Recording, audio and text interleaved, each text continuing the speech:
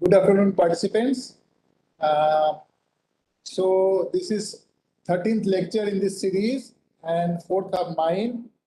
So in this lecture, I will mainly concentrate on high temperature and high pressure techniques, and then some examples based on that. So here is the outline for this lecture. Like, I will mainly concentrate on high pressure and high temperature. So we are adding another dimension by adding temperature with pressure. And this time we are adding high temperature.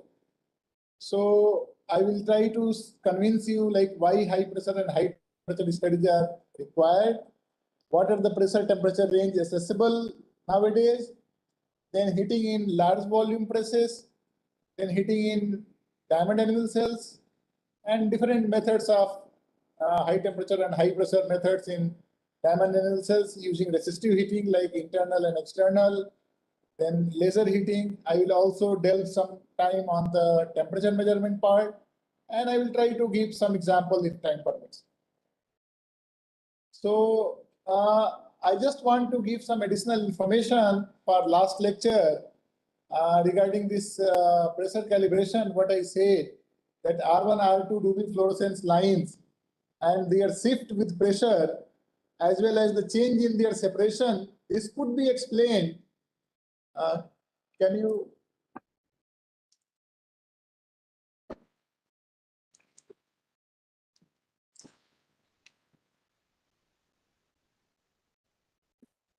Okay. So this could be explained with the help of trigonal field distortion around this chromium 3+ central atom. So for more details, the interested participants can see the work by none other than Professor S.M. Sharma and his beautiful work on theoretical analysis of R-line shifts of ruby subjected to different deformation conditions from 1991 can be seen for more details. More detailed on the theoretical analysis of this effect of this trigonal field distortion on this ruby shift under various conditions can be looked into. Then another point was like at megabar pressures, one can use till 1.5 megabar pressure the ruby, but the thing is that not only ruby fluorescence signal gets down or dropped, but also at the same time diamond anvils also they give increased luminescence, and because of that the background enhances. So this is again causes a serious problem with the ruby fluorescence beyond 1.5 megabar pressures. And another is like in the diamond anvil Raman gauge, the paper reference was the Journal of Applied Physics 2006. So with this, let me go on to the today's topic. Like, why do we require high pressure and high temperature? So along with high pressure, if we add another dimension of temperature, so it not only gives you unlimited range of phase space, like it opens up whole complete range of pressure and temperature phase diagram, but like we know that in our planet like Earth, as deeper you go inside the Earth, like at the inner core, in the innermost point of the Earth, at the center of the Earth, the pressure is around 3.6 megabar or 360 gigapascals, and temperature is around 6,000 Kelvin. So you see, like as you go deeper and deeper, not only pressure increases, but temperature also increases. Like we know that Earth, we understand that Earth is made up of mainly 3 layers: crust, mantle, and core. And mantle you can divide in upper mantle and lower mantle, and in between there is a transition zone. And core again you can divide in outer core and inner core. So outer core which is generally liquid, and inner core in this case Earth, it is solid. But as you go deeper and deeper, the pressure and temperature both increases. So if you want to understand different kind of phenomena happening inside the Earth, or why the Earth is the way it is today, what are the composition of Earth, what is the inner structure of the Earth, what are the different processes happening even now. Like our planet is not a constant planet, it is an evolving planet still. So we have dynamics going on inside the Earth. So if you want to really understand your internal structure as well as dynamics of the Earth, you need to mimic those kind of conditions, like those kind of pressure and temperature in your laboratory to study the materials analogous or minerals analogous to the different layers of Earth. So to understand the origin of Earth's magnetic field and related geodynamo processes, to understand the evolution of terrestrial planets, different terrestrial planets, and to understand the mechanism behind dynamic processes occurring inside the Earth, one needs to involve temperature in its key. So high pressure and high temperature in combination with our simultaneous experiment can open whole lot of range for different phenomena. Not only that, one can understand different planetary interiors, like if you go really very high pressures, like we know that Jupiter is mostly made up of hydrogen and helium. So whether there is metallic like hydrogen in the Jupiter or what kind of helium inside there in the Jupiter, you need to understand, if you want to understand those planetary interiors materials, you really go higher and higher in pressure and temperature. Another very important thing is that till now we were knowing that Mars is nearly similar to in structure to Earth, and there was a proven knowledge that Mars has 3 layers as our Earth has. But recent experiments on the Mars through InSight, which was launched by NASA in 2021, and they have recorded quakes, like seismic quakes on the Mars surface, and with that, they have come with the conclusion that Mars has mainly 2 layers, like it has only 1 core. It doesn't have 2 core like outer core and inner core. It has only 1 liquid core and then mantle. Still, we don't understand much about other planets other than our Earth. So what we want to show that with addition of temperature as another scale, you can assess whole PVT phase diagram. So you see any 2 axes you take PV or PT or VT, you can have a surface out of that. So like how important it is, you can understand from this phase diagram of water and ice itself. Like here in this panel, I am showing the phase diagram of water in the PT phase diagram. So you see that at higher pressures and at lower temperatures, it has a solid ice phase. And this is the triple point of water. And beyond this, it is steam. And in this particular pressure temperature boundary, it is liquid. And then if you go further up in either pressure or in temperature, it becomes supercritical fluid beyond this critical point of water and vapor.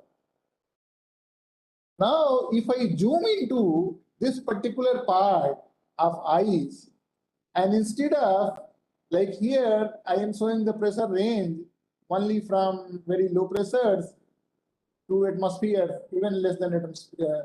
And if you add this pressure here slightly higher, and if you zoom into this ice phase diagram itself, so you see how complicated the phase diagram of ice is. Or like there are so many phases of even ice which are completely distinct from each other in the way the water molecules are arranged to hydrogen bonds in the tetrahedral framework.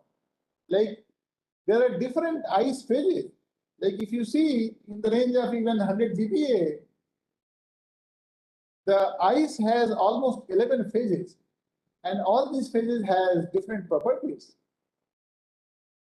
So it is such a fascinating field, high pressure and high temperature, that it opens up unlimited possibility as far as the study of materials phase diagram is concerned, as far as the study of materials behavior is concerned, from the basic science point of view. Not only from basic science point of view, you can also at the same time synthesize many novel materials, such as super hard cubic boron nitride, silicon nitride, etc. Not only that, nowadays the synthesis of new superhydride materials are even possible, which are like, we are hopeful that this will help in fulfilling the dream of room temperature superconductivity with hydride materials.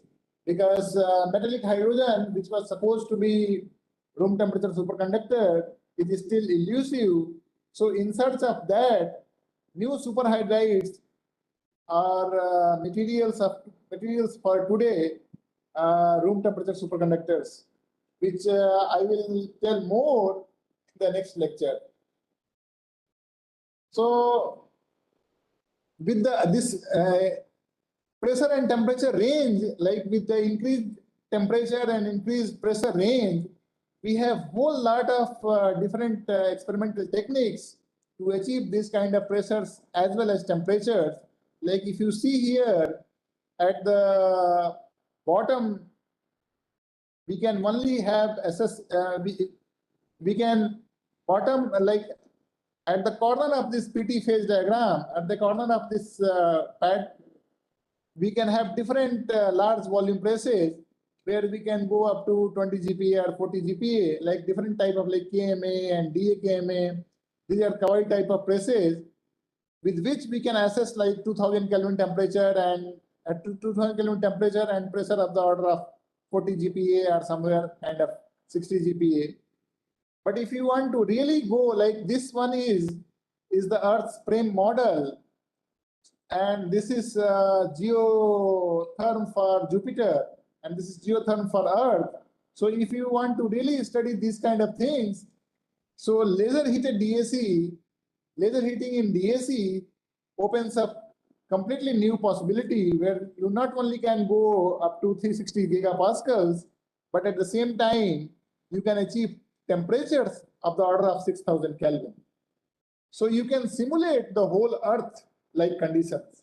And of course, using the new advancement in DAC like double stage DAC and toroid annual toroid type of DAC, you can go to further higher pressures. And if you use other different temperature things, you can really study the planetary interior kind of physics. So let us move directly onto heating in large volume presses. So large volume presses, about the large volume presses or multi-annual apparatuses, I have already described in brief and in earlier lectures, as well as Dr. Himanshu Poswal has also described about large volume presses. So I just want to say that these devices are very good for synthesize larger size crystals or single crystal samples, and for studying the geological or geophysical samples, for synthesis of new harder materials at lower HTHP conditions, and for uniform or homogeneous heating if you want. So like this is a typical sample assembly for multi-annual apparatus in octahedral kind of sample assembly. So you see here, sample sits here in between the tungsten carbide octahedral assembly, and this is a very intricate and tricky assembly which one has to do this kind of study. Like you make a capsule, and in that capsule you make again a pyrophyllite capsule, and in that capsule you put the pressure transfer medium like sodium chloride here, and you put your graphite heater. Then like this is a tungsten carbide cube. So this octahedral assembly is made up of this tungsten carbide cube, and in this tungsten carbide cube, you first make your sample assembly, and in this sample assembly, you put heaters, you put thermocouples to measure temperature, right?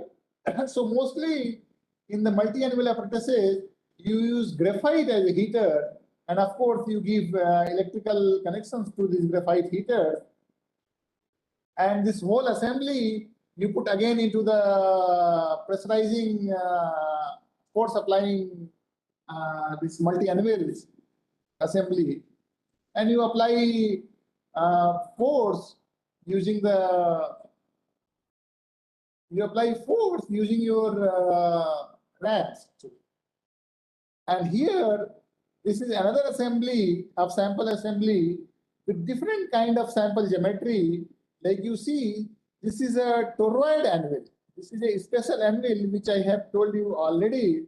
So in this particular case, we have sample sitting here inside, and these are the thermocouple leads you can see, like chromal element thermocouple or platinum 100 RS thermocouple. So this whole thing is a gasket, and this whole thing goes inside the toroid annual press, which is toroid annual ramp, which is like we apply pressure using those ramps in this assembled gasket sample. So, but the disadvantage of this kind of large volume presses is, like, you have limited accessible range of pressure and temperature in these kind of devices. These are very good for synthesizing millimeter size of samples, but at the cost of limited accessible range of pressure and temperature. Not only that, these are, like, with these cells, the in situ characterization of samples is not feasible in many cases. Although nowadays, like, Paris-Edinburgh press is there, which you can use at synchrotron for in situ XRD. But of course, those presses also have limitations in terms of pressure as well as temperature. So not only that, there is a whole lot of inaccessibility of optical pressure measurements and Raman scattering or parametric methods, optical parametric methods which people have developed to measure accurately the temperatures and other things is really not possible in these multi-annual apparatuses. But the beauty is that here you can have uniform and homogeneous heating of your samples. So you can really make larger size single crystal samples using these toroids at non-ambient pressure and temperature conditions.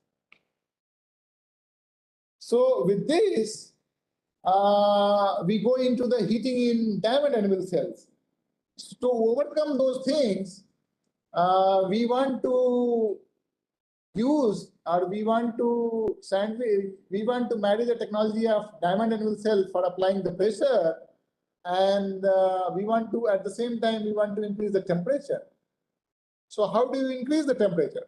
So you increase the temperature either by resistive heating, like the famous like P equal to I square R ohmic heating kind of thing, or by laser heating using the IR lasers.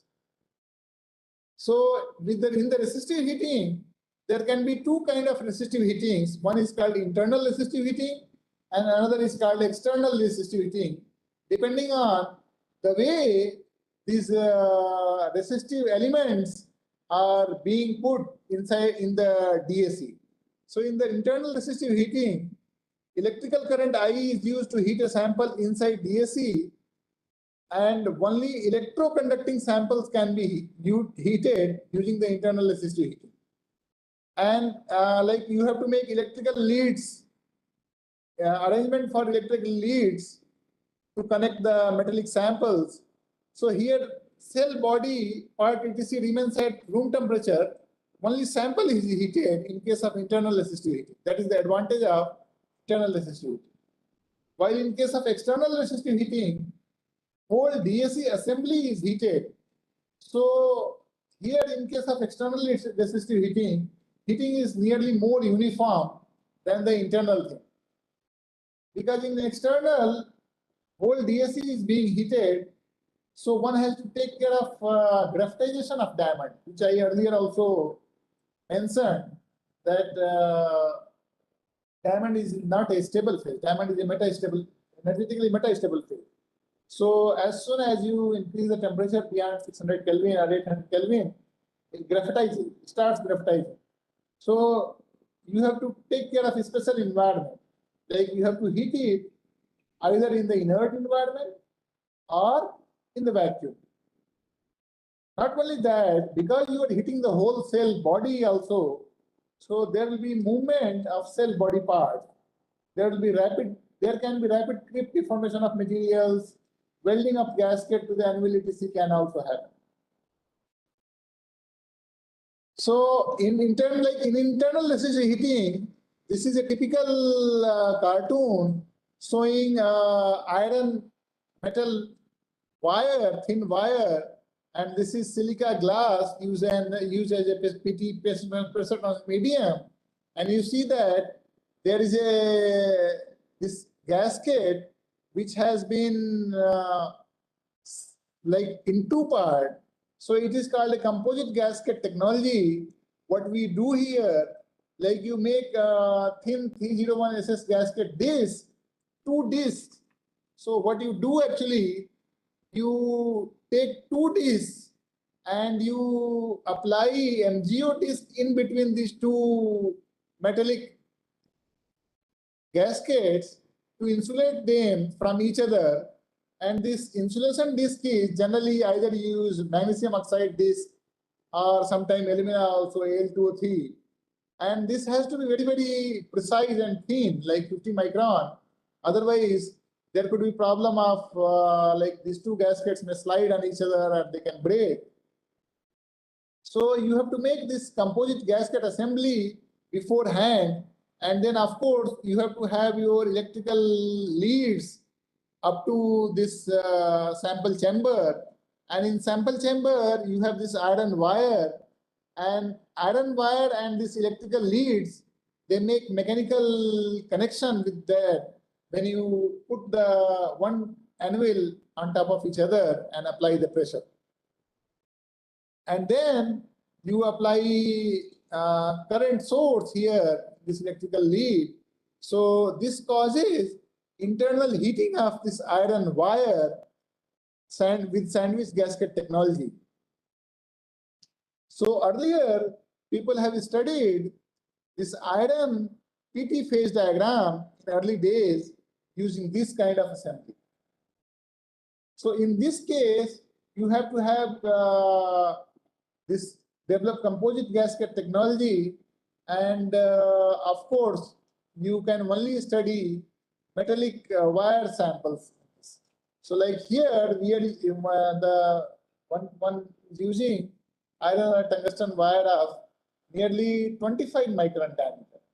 And just to make connections with the electrical lead, you are assuming or believing that mechanical pressing will do the rest of the thing, like connection of iron wire with the electrical lead.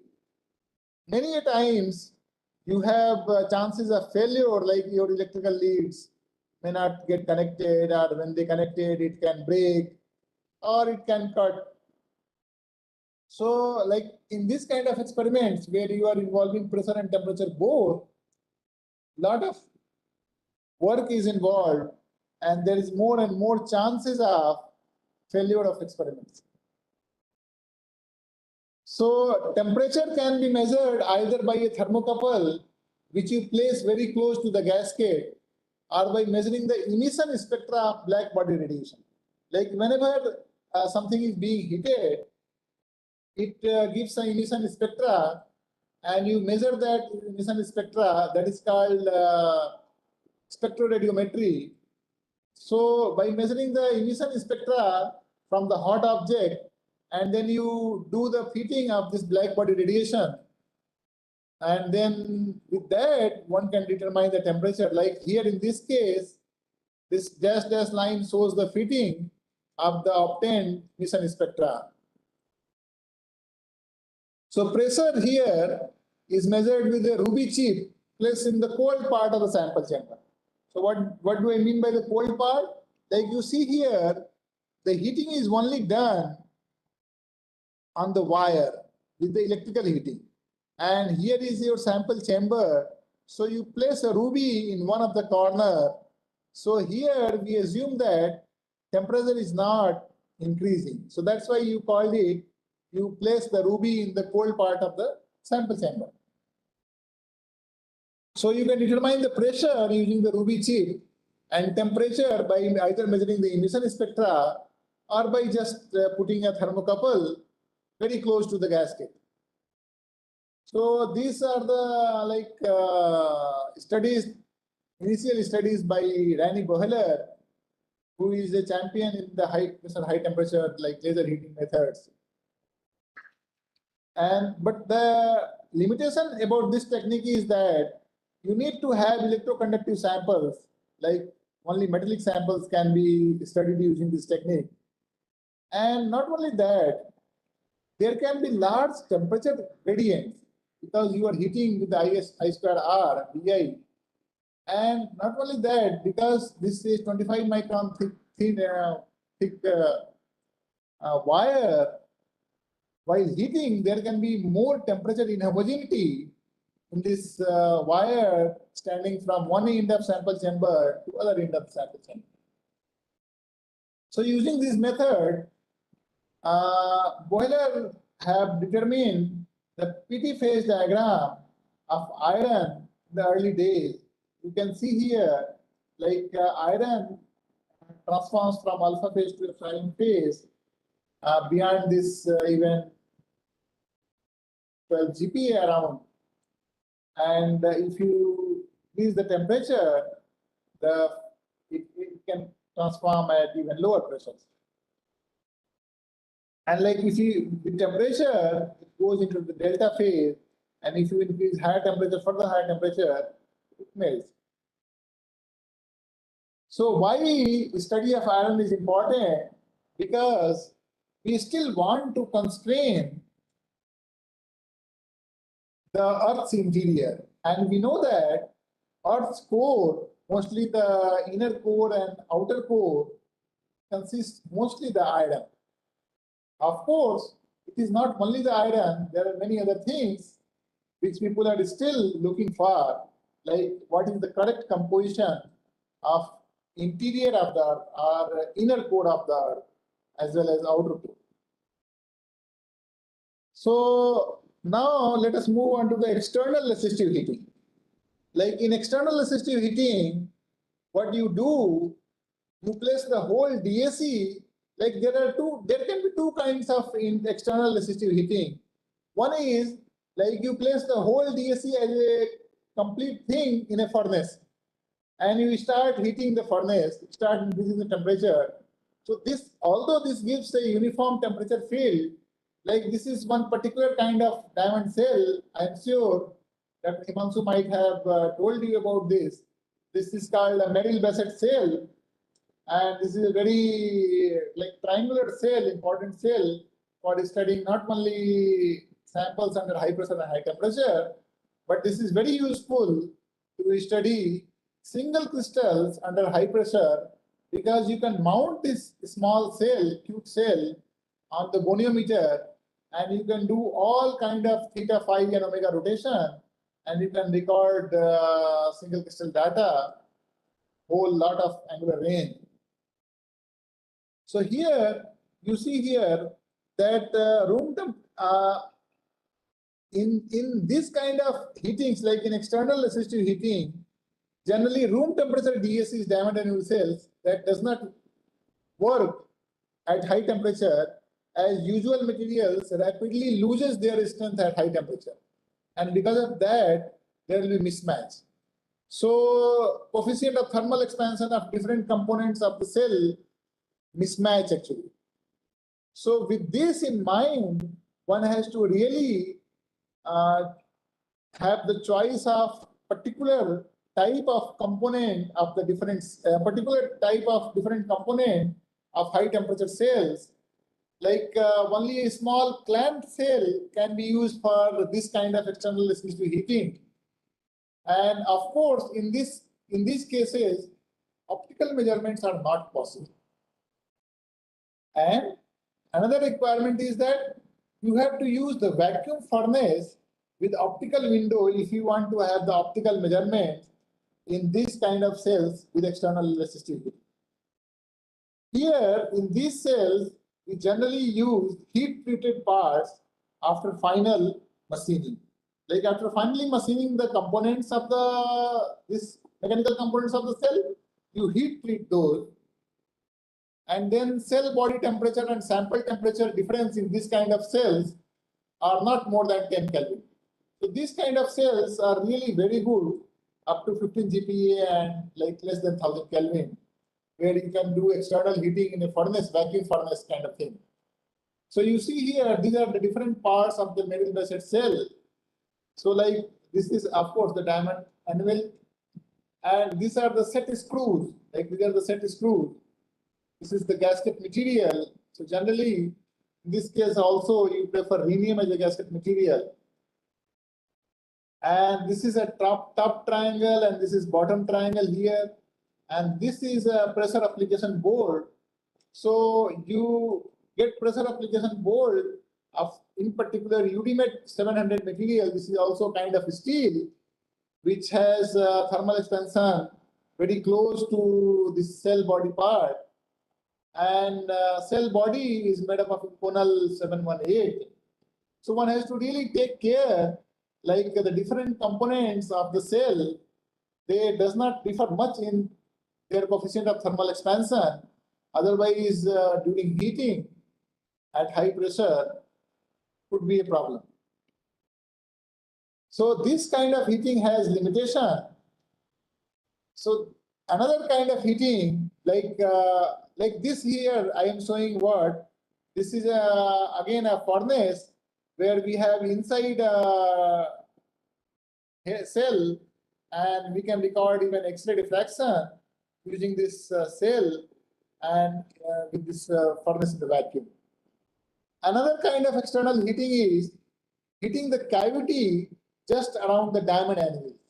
So like here, this cartoon you see, this is a diamond anvil, and this is a gasket, and in the gasket we have a sample chamber, and just outside this diamond anvil, you have this heated assembly. So mostly either nichrome wires based heater, or you use canthal based heaters, or sometimes graphite, graphite can also be used as an external heater. This heat to heat the cavity, but you have to necessarily make all different kind of arrangements. Like here, you really require in the base plate of the diamond zirconia as zirconia support. And of course, you need to have thermocouples very close to your gasket or at least on the diamond surface to measure the temperatures. So in this, you have optical assessment and all those things. So in this cell, using this cell, Longback, Young et al., they have really studied the diatomic melting curves up to higher pressures, like up to almost 600, 800 Kelvin and 950 to 20 GPa. So again, in these cells also, like this heating assembly, you have to really be very careful while making this assembly. Otherwise, sometimes what happens, like your gasket, which is again sitting either fixed with some glue, or like you can have a jig kind of thing, which you make ring kind of thing, which you make sit around the diamond and you put your gasket onto it. So those can get displaced because of this heating. So one has to be necessarily take care of these things. So in these, actually temperature measurement is very crucial. So temperature measurement, like in external or internal heatings, like one method of measuring temperature is using the thermocouples. So because pyrometric methods, like what I will tell you, the spectroradiometric or pyrometric methods to measure the temperature, only above 1000 Kelvin, when thermal radiation is in sufficient amount, is generated in the visible region of the spectrum, then only you can use the spectroradiometric method to measure the temperature. So that is possible only in the higher temperature range. But temperature, if you want to measure the temperature below 1000 Kelvin, then you need to necessarily measure using the thermocouples. So where do you place the thermocouple? Again, what kind of thermocouples you use? You use platinum rhodium thermocouple, or other kind of thermocouples, K-type thermocouples. This again depends on the range of temperature which you want to study, and where do you place the temperature, where do you place the thermocouple is very, very important, because you want to know the temperature of the sample here. So ideally your thermocouple should be very close to the sample. In principle, it should be in the sample chamber, but in DSC, mostly we are not, it is a limitation, like you can't put your thermocouple inside sample chamber.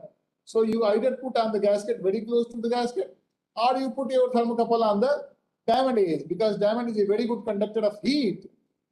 So in a sense, this gives an advantage. Like the temperature on the diamond will not differ much than the temperature of the sample. So what you do generally, you do the calibration, like you put a thermocouple in the gasket and you put a thermocouple on the diamond edge. And you can calibrate really using sodium chloride or gold. And then you can calibrate this temperature outside, temperature measured from the thermocouple outside the anvil, and temperature measured between the anvils with the thermocouple. So you can see this linear behavior. And in this case, even temperature difference comes out to be just plus minus 10 K at even 500 degrees Celsius. So it is quite accurate temperature determination using the thermocouples. Another method could be based on measurement of NT-Stokes to Stokes-Raman intensity ratio, like NT-Stokes to Stokes-Raman lines. I am sure you might be knowing about this NT-Stokes and Stokes-Raman line. So by measuring the intensity ratio of NT-Stokes and Stokes-Raman scattered light, you can determine the temperature. Although it has been used only at ambient pressure for measuring the temperatures, but it has a very good prospect to be an alternative method for the pyrometry. So how do you do? Like intensity of NT-Stokes lines is nothing but omega L plus omega S whole square divided by omega L minus omega S whole square exponential minus H cross omega S by KT multiplied by intensity of Stokes lines. Here this is a Boltzmann factor, and this omega L is laser wavelength, exciting wavelength, and omega S is phonon frequency, and K is Boltzmann constant. So by measuring what is the area, what is this intensity, how do you determine? So intensity is basically area under the Raman scattered peak of either like NT-Stokes and Stokes. Another very important method is, even by using ruby luminescence, you can measure the temperature. So ruby luminescence can also work as a temperature gauge, but not for higher temperature, only up to 400 degrees Celsius, because by measuring the line width of ruby fluorescence, and again, this line widths of ruby fluorescence lines, they depend only on temperature. Like if you exclude the non-hydrostatic effects completely, which of course is very difficult to exclude the non-hydrostatic effect at very higher pressures. But at lower pressures, if you have hydrostatic medium, you can exclude the non-hydrostatic effect. And in that case, you can model or you can fit this line widths of UV fluorescence line, and you can really determine the temperature of the sample. So like if people have determined and like that up to 200 degrees Celsius, this is quite accurate, like it has error of only plus minus 5 degrees Celsius, while in the higher temperature range, like in the 400 degrees Celsius range, it has accuracy of plus minus 10 degrees Celsius. So that is the limitation of UV luminescence as a temperature gauge. So in the higher temperature range, like you use mostly the spectroradiometry, where you collect the emission spectra from the hot body and you fit the black body radiation into that, which I will tell you in the next part. So next, like what we saw in the resistive heatings have limitations in terms of temperature. Like you can't go more than 1000 Kelvin temperature.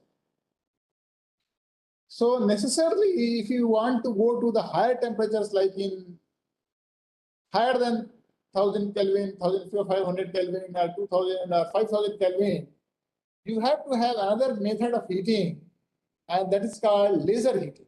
So here, because resistive heating has limitations in terms of highest temperature achieved in DAC, so in order to achieve temperature higher than 1500 Kelvin at higher pressures, one need to go for the laser heating. So it becomes pertinent to go for the laser heating the sample inside the sample chamber in DAC. Not only that, the most beautiful advantage of laser heating is it allows pressure and temperature to be controlled independently, unlike the shock wave techniques, where temperature is not really in your control. I think about the shock wave technique, Dr. Sharma will take many lectures the coming months. So using this laser heating DAC, you can have wider pressure temperature range accessible, like you can go pressure in the up to 5 megabar range and temperatures of 1000 to 6000 or 5500 Kelvin. So of course, you use infrared lasers in the infrared wavelength range for temperature generation, and diamond anvil cell for high pressure generation. So we use mostly diode pump ytterbium fiber laser. People also use CO2 lasers, and other like YAG lasers also people use. So here, what we use is diode pump ytterbium fiber lasers with wavelength 1070 nanometer, and we use its single mode TEM00. And this laser is of the order of 100 watt. Nowadays, even 200 watt, 250 watt lasers, CW laser, continuous lasers are coming. So these lasers have very ideal beam quality, Gaussian beam quality. And because they have fiber for laser delivery, so they are very convenient to get the light and the sample. And these like lasers are very efficient, very compact and reliable. And of course, because this laser is air cooled, so we don't bother about this water cooling and arrangement for that and all those things. So it becomes really very convenient to have this kind of advancement in laser science and technology, where we have availability of air-cooled single mode IR lasers with the ytterbium fiber lasers. So with this diagram, I want to show you different kind of laser heating diagrams in the diamond anvil cell, like you see here. So this is our metallic gasket, and this is sample chamber, and these are diamond anvil So you can either put IR laser from an angle, or you can put IR laser straight in the backscattering geometry also. But in the backscattering geometry, this has a problem like you have to collect the thermal radiation again in the backscattering. You have to characterize, if you want to characterize through the Raman or any other thing, you have to collect in the backscattering. So to isolate that, generally IR heating lasers are incident in the DAC at an angle, and in the backscattered part, you collect the thermal radiation from the heated object for spectroradiometry. And of course, if you want to do other optical measurements, like sometimes in situ Raman scattering measurements or some other measurement, you will get the backscattered light or Raman scattered light without any contamination from the IR laser. So here, although it looks very simple, but again, the sample chamber making or assembly is really very difficult, because we know that diamond is a very good conductor of heat. So if you heat your sample and your sample is in contact with the diamond anvil, it will take all the heat away from the sample. So your sample will never get high temperature. You will not be able to heat the sample. So in that case, you have to have a buffer layer in between your sample and diamond anvil. So basically, you have to insulate your sample from the diamond anvil. And generally, you use an insulator layer, thermal insulator layer. Again, this thermal insulator layer should be non-reactive, chemically inert. It should not have any phase transition kind of thing. Its melting point temperature should be high. So there are different criteria to get this, like select this thermal insulator medium based on your experiment, based on your sample, based on your device. And of course, to measure the temperature, you mostly use the spectroradiometry, and you can also put a thermocouple very close to the gasket and get the feel of the temperature of your. But in these cases, mostly people use spectroradiometry by collecting the black body radiation or radiation emitted from the hot object. And to determine the pressure, you can have a ruby inside the colder part of the sample chamber. So here again, in the same figure, what I was saying, that you use the side-on geometry instead of the backscattering geometry for the heating laser. And for other things, like for collecting the thermal radiation, you use this backscattered path for collecting either the in situ X-ray diffraction or for other optical excitation or for collecting thermal radiation. So even when you are heating this sample chamber using the laser, even then your cell parts, body parts also gets heated, and that you don't want. You don't want your body parts to be heated. So for that, we can have a chilled water cooling outside this cell body part while getting heated the sample using the IR laser. So this is a typical assembly, like this is a liver R in which we have this Mao kind of cell, and on top of that, we have this heater assembly, we have this chilled water cooling assembly to cool the outer body of the cell. And using this opening, I will show you in the next slide the optical diagram. Like this is an optical optical diagram of laser heating setup in our division HP and SRPD. So here you see here, so this is our NIR laser of 1070 nanometer, and with this passing through various polarizing tube beam splitter, and we have a wave lambda by 2 wave plate mounted on a motorized rotational stage, and using these different beam steerers, we can focus this IR laser using this focusing lens onto the sample. And of course, this is a very involved experiment, difficult experiment. So before using, because this IR laser, you have to align this whole setup, align your sample using the green laser or using the visible laser.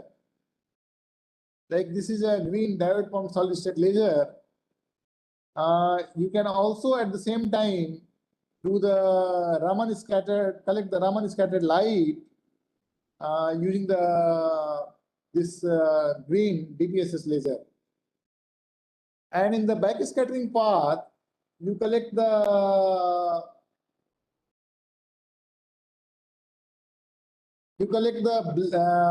thermal emission radiation using this spectrograph and CCD. So you fit that into the black body, and you can have the idea of temperature inside the sample chamber while doing the heating with the IR laser.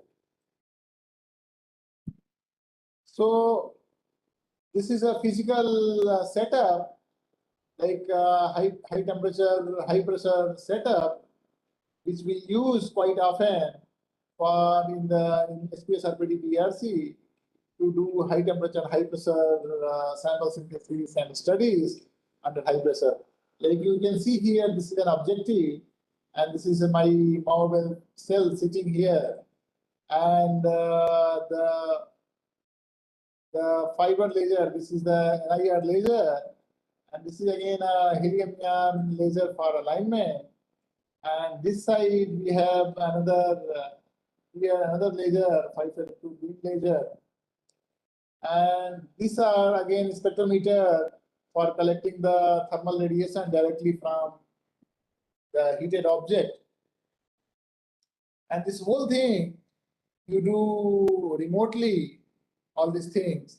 So generally for temperature measurement, you do spectroradiometry by fitting this kind of formula, by fitting this kind of equation to the obtained black body radiation. And using this fit, you can determine the temperature of the sample. So generally, because laser is Gaussian in nature, you'd have thermal gradients inside your at the sample, and thermal radiation is collected from. So you try to collect the thermal radiation from the very hot central spot, like from the very hot spot, so that your temperature remains quite accurate. And of course, this temperature measurement and other things also depends on absolute optical response of your complete optical system. So this is a typical black body radiation observed spectrum from 400 to almost 900 nanometer range, and this is a fit to this black body radiation. So using this fit and using this formula for fitting, one can determine the temperature of the hot object by doing IR heating. So what are the different challenges in heating with the laser? Like, of course, in temperature determination of temperature, you have unknown emissivity, and then you have gray body approximation for fitting that black body radiation formula, and then you need to have necessarily the thermal insulation of your diamond from the sample. Otherwise, you will run into problem. And most of the time, like inert gases, they act as a very good insulator.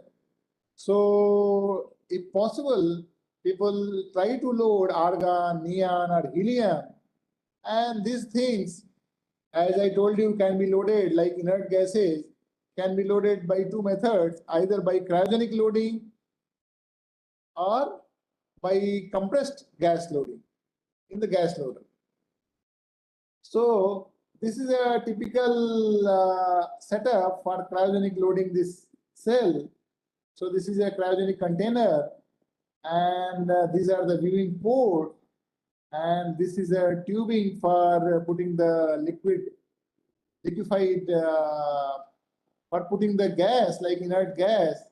So when inert gas comes into the contact with liquid nitrogen, it pulls like you liquefied inert medium you put inside your cell.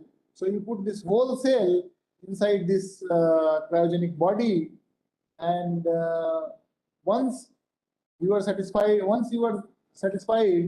that you have loaded the cryogenic, you clamp this cell inside only from this using these holes, and once you clamp, your inert medium environment will get trapped inside sample chamber, and after that you take it out and look into the optical microscope whether your inert environment is there or not.